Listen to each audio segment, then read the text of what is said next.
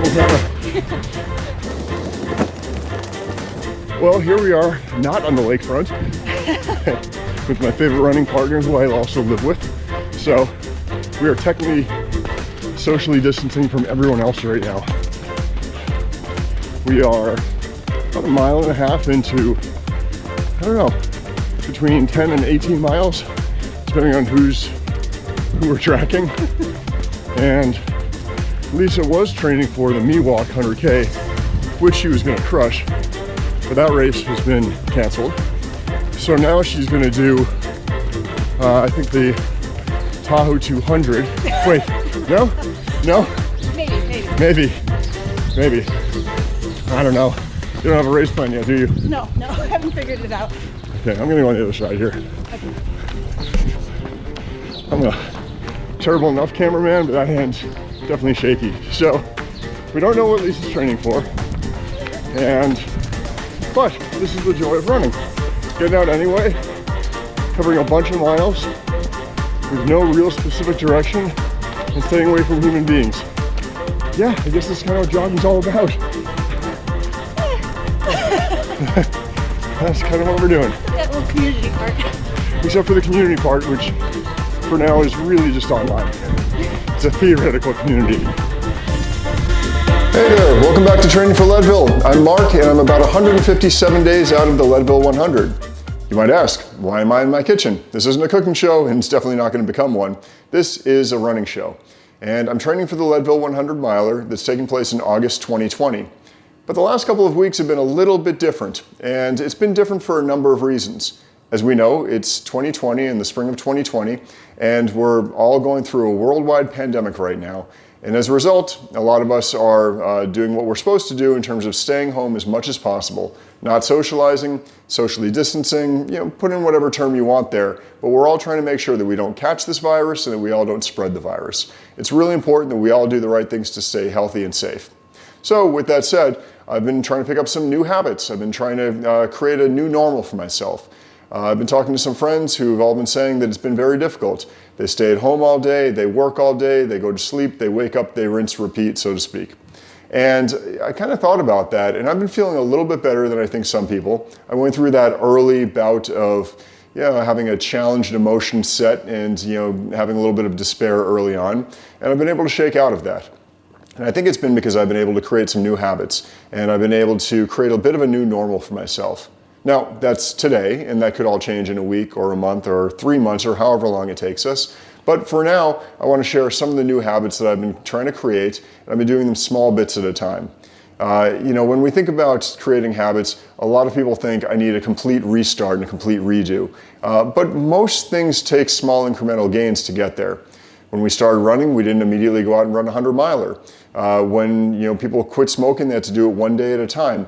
All things that you can do that are great have to start with small steps. So I'm cooking. I'm spending a lot more time cooking, and I'm a terrible cook. So this is definitely not going to become a cooking show, but I'll show you what I'm putting together tonight for dinner. It's not a bad runner's meal. It's not vegetarian. It's not probably the healthiest thing, but I've got 18 miles to do tomorrow, and I guarantee if I can cook this, anyone can cook this, and it might turn out okay. So we'll see how it goes.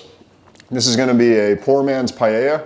I think the ingredients here cost a total of maybe $4 approximately, and it's probably going to take me, give or take, 15-20 minutes to cook, maybe 25 minutes. And while it's cooking, I'll talk about a couple of other things that I'm doing to make sure that I can keep my head screwed on straight, some of the other habits I'm trying to create, and some of the other things I'm adjusting to be part of my normal day-to-day routine. So let's get started.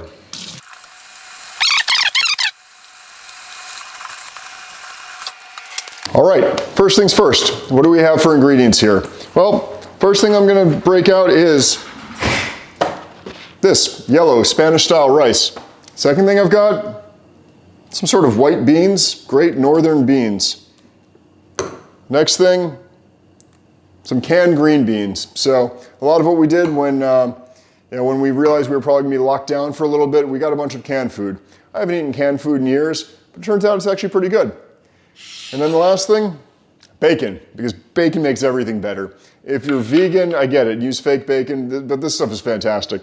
And I've got a couple spices here, black pepper, cayenne pepper, onion powder, and some little goat spice mix. It's called The Goat Went to Belize. So anyway, pretty good stuff. So let's get started.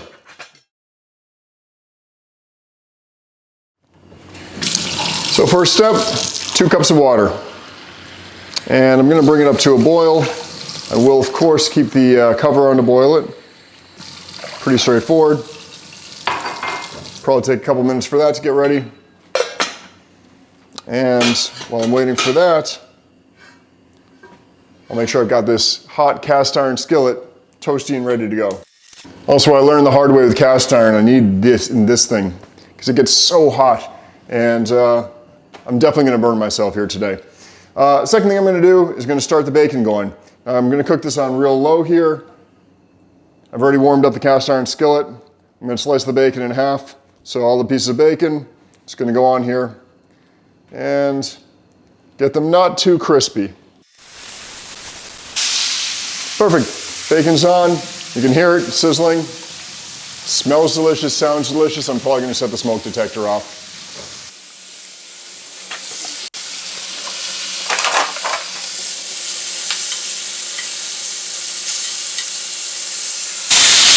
Now the thing with the bacon is I don't want to get it too hot.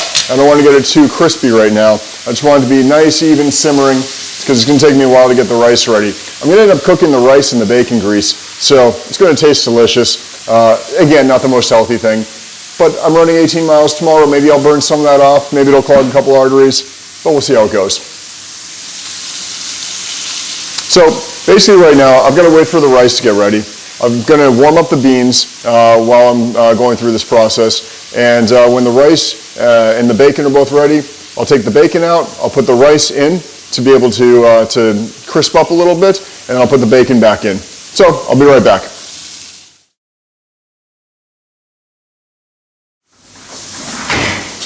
Okay, hopefully you can hear me over that bacon sizzling. So I want to talk about some of the other habits that I've been trying to create over the last couple of days. You know, I'm on a lot of conference calls, I'm on a lot of video conferences, and I'm lucky enough to be able to have a home office where I can do that. But I think a lot of other people are also doing the same thing, where they've got to work from home right now, and it seems like you sort of wake up, you go through the day, you eat some dinner, you go to bed, maybe you get out for a run. I've been doing a lot of running outside, although this week they closed down the lakefront path in Chicago. It was the right decision by the mayor.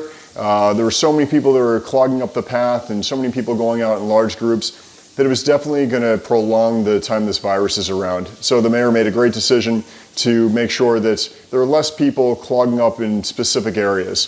So as a result now, I'll be still doing some running, but I'll probably be on the streets. I'll be using my treadmill. I'll be switching up it a little bit just because I know I have to be able to adapt.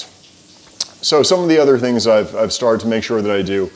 Whenever I work from home, I make sure that I get up early each morning, start a pot of coffee, and then go through it as if I was going into the office. So, for example, I'll get up, take a shower, brush what little bit of hair I've got, and get started on my work day. I'll do emails, I'll do conference calls, and I'll usually bang out a bunch of those in a row. Now, the thing that I've incorporated this week that made it a little bit different and a little bit more fun, between conference calls, I'll do a couple of sets of push-ups or workout. So I'll assign myself a workout for the day and then incorporate it throughout my day. So for example, yesterday, I decided that between my conference calls, I would do push-ups or split squats or planks. And those were the things I would do throughout the day. So split squats are one leg up on a chair and then doing basically lunges with the other leg. Push-ups, I was doing them on a bit of a decline. And then again, planks, I was doing 1 minute planks. So being able to include all of those different things gave me the opportunity to get a little bit of a workout in, but more importantly, keep the blood flowing, keep me a little bit more alert, attentive, and break up the calls that I would otherwise probably get up in my office, go out of the conference room, talk to some colleagues, or do something that would break those calls up. When you're doing them back to back to back at home, it's really easy to get into the rut of just doing calls, doing meetings, doing emails, and not getting up throughout the day. So that was one thing that I started doing this week.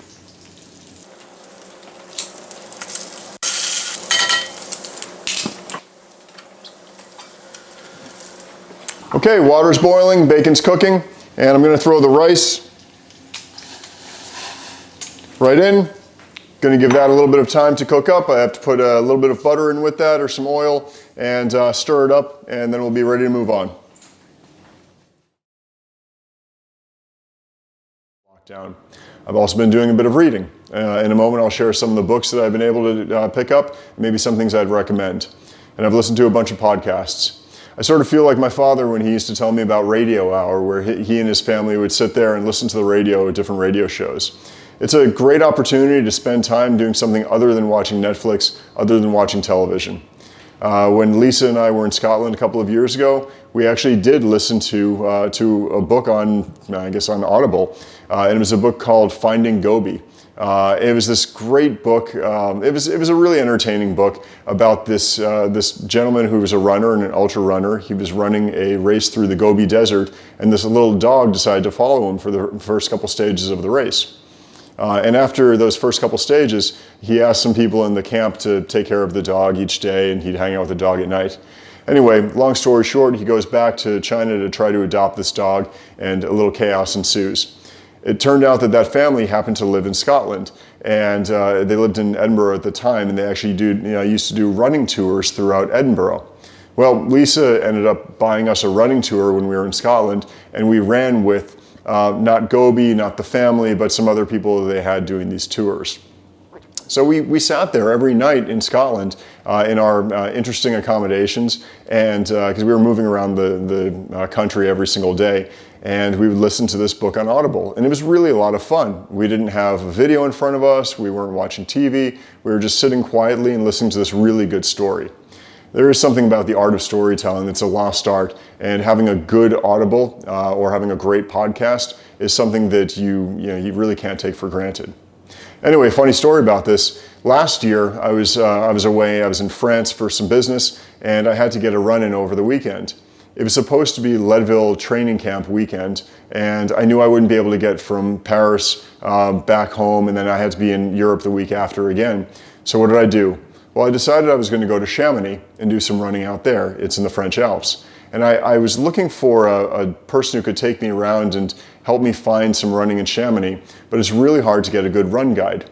But I remembered after reading the story about Gobi that family, that couple, ended up moving to the Alps. So I reached out and asked if they're still in Chamonix. And I heard back, and they said that yes, we are, and we'd be happy to take you out for a couple of runs. We can't do it as an actual guide, but happy to take you out, show you some of the trails. So I went out there and I ended up running with them. And it was fantastic, it was great. Really tough running, but beautiful. I wouldn't have found the trails myself. And a lot of them were the same trails that UTMB has run on.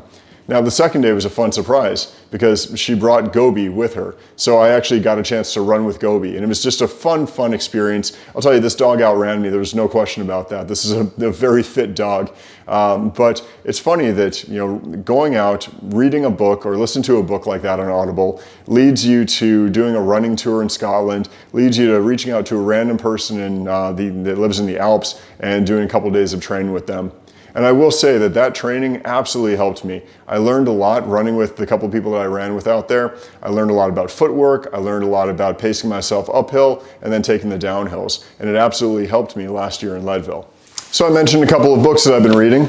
These are some that I've read a while ago, but I opened back up. The first one is Grit by Angela Duckworth.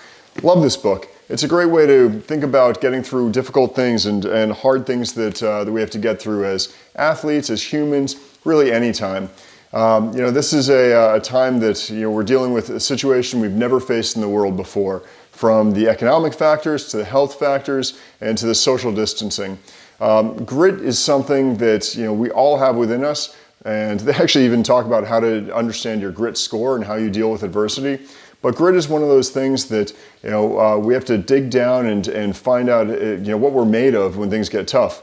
You'll have to do it at mile 50 and mile 70 at Leadville or any other race. And I think that a lot of us are going to have to do this now, and dig down when things get a little bit more difficult in day-to-day life. Another good book that I don't have right here is called Endurance. If you haven't read about Endurance, or it was a ship called the Endurance, you absolutely should pick up that book. It's a long book, but a good read. But then again, you're not going anywhere for a while anyway. Another great book is Secret Lives of the U.S. Presidents. This is a fun book. This has got a little story about each president and some of the stories that you would probably never think of. Some are awkward and inappropriate, some are just funny, but it's a really good book to pick up, Secret Lives of the U.S. Presidents. It'll give you a little bit of taste of history. I think it's all true. Anyway, entertaining, worth a read.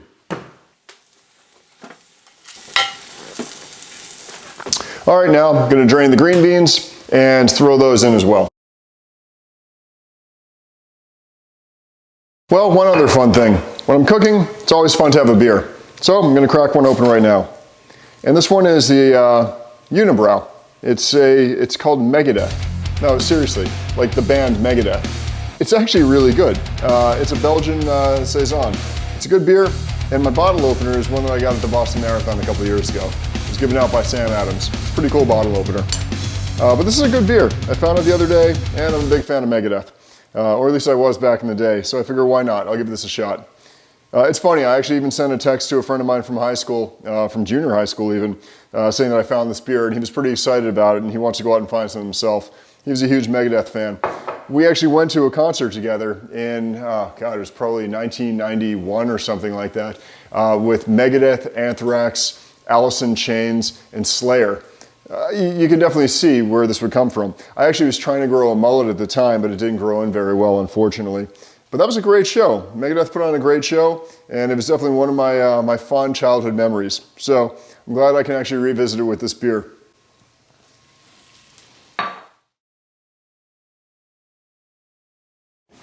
All right, now that that's simmering and it's getting a little crispy on the bottom, it's pretty good to go. So in a minute I'll serve it up and we'll enjoy our meal. So again, I want to just kind of close off today with a couple of things. One, I've got a while to go until Leadville, and I've got a lot of training to do. But right now, I think it's more of a matter of trying to get through the next couple of weeks, the next couple of maybe even months, with a very different normal. It's creating new systems, new habits, and it's doing it one small step at a time. For example, like starting to cook. Even though I'm not very good at it, I'm giving it a shot. Doing something like, some exercises between calls. Making sure that every single day, even if I'm going to be home, I get up and treat it like it's a regular day of going to work, going to the office. Take advantage of the extra time that I have to do other things like this. Maybe if you used to do a lot of writing, start writing again. If you like drawing, get a sketchbook. I mean, there are a lot of things we can do. Pick up a book, read a new book, or read one chapter of a new book. Bring the family around and listen to a podcast or listen to some sort of an audio book that everyone can get together and enjoy. There are a ton of them out there. Again, I think that a lot of things are going to come from this change that we've got in society right now. I think we're going to start to value the things that are most important to us, like our health, like our friends, the people who are still there for us, even though we can't see them every single day.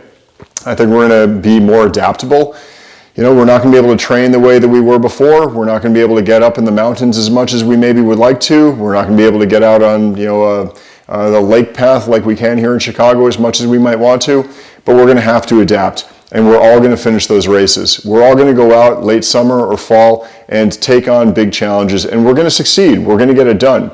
Is it going to be with the same type of training, the same type of thing that we've done in past years? No, but it's going to make us stronger. It's going to make us more adaptable.